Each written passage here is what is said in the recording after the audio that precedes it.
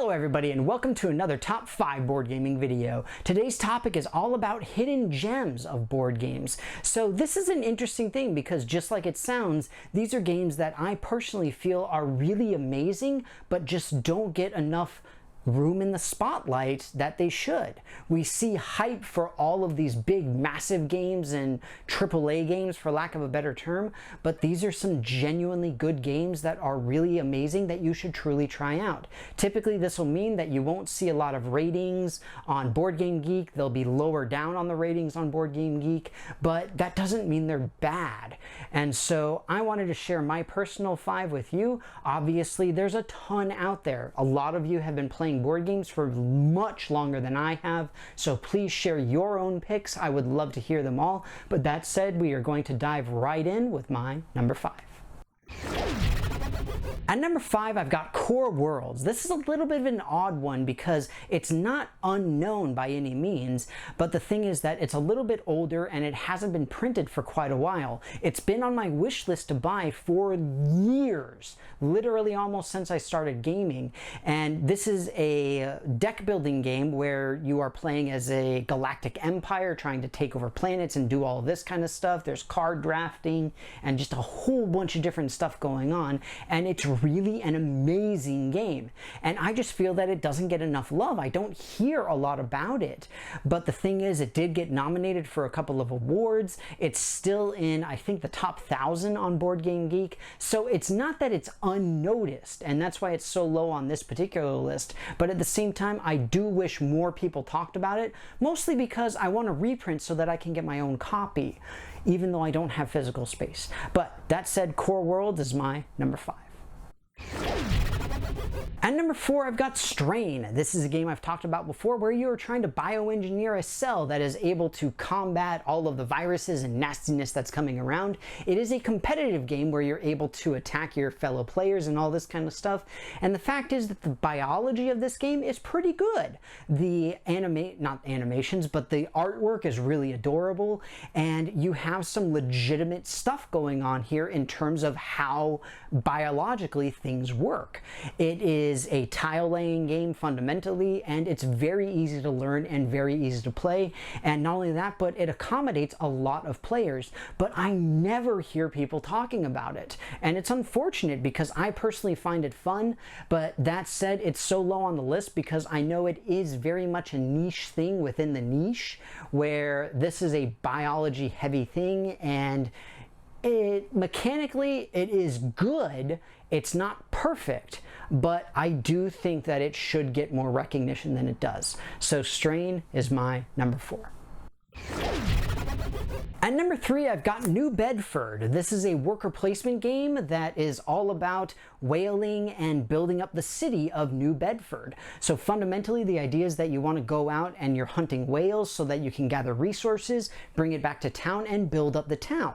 So you've got kind of this stage A, stage B type of thing, and you're trying to do both of them and get the best that you can, get the most points, and as always, trying to make sure that your workers are being as efficient as possible. You can also get the expansion Rising Tide, which adds some new buildings and a bunch of other mechanics, and really it's a great game. It has a wonderful solo mode and all this sort of thing, but the fact is it was a Kickstarter, and I think it was really overshadowed by Nemo's War. Nemo's War, obviously a tremendous game with a wonderful solo mode and all this sort of thing, and a very, very similar theme. So I think that New Bedford kind of went under the radar and doesn't really get the recognition that it deserves. It's still a wonderful game, but the fact is that it does not really glorify whaling, but at the same time says, you know, whaling is important and all this kind of stuff. And it was back in the day, but now it is something that you want to watch out for because it's not great in that particular sense. Still, wonderful game, highly recommend it. New Bedford is my number 3.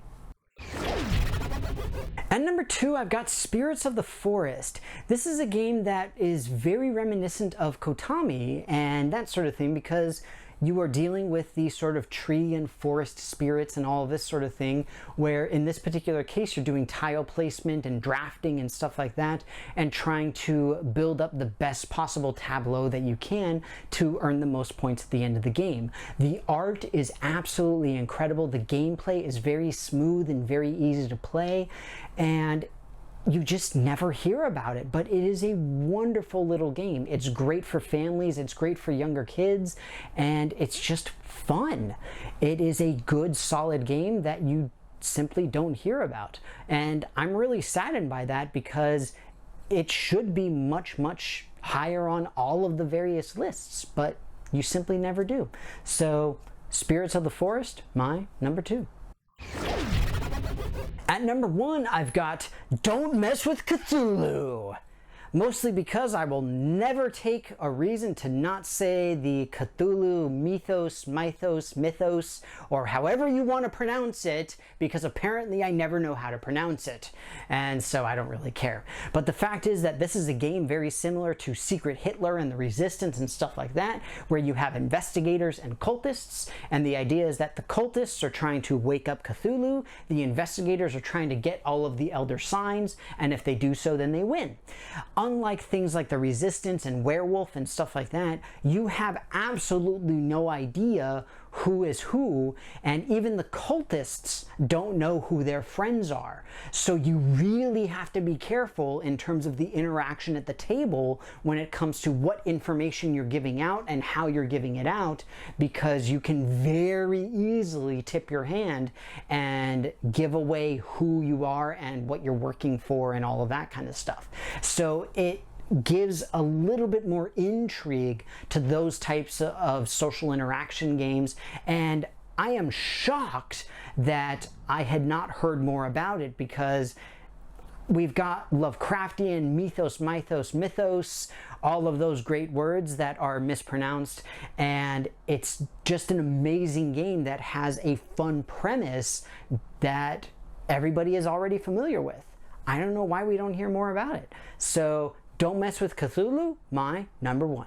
Well, everybody, that's going to be it for me. I hope that you enjoyed this video on my top 5 favorite hidden gem board games. Again, hidden gem is a very deep hole to dig, literally and figuratively, because the fact is that there are thousands of games that I personally am completely unfamiliar with, and thousands more that I probably never will be, not to mention games I haven't played and all of this kind of stuff. So I need to hear from you all. What are your personal favorites? What are your diamonds in the rough? What are your games that you have found that nobody else really knows about? Let me know anything and everything in the comments below, because the fact is, you guys, many of you have much more experience than I do with playing games, so I'd love to hear about some of the older games that nobody really talks about anymore and all of that kind of stuff. But that said, as always, if you haven't done so already, please take a look at my various social media pages where you can interact with myself and my channel in a whole bunch of really fun ways.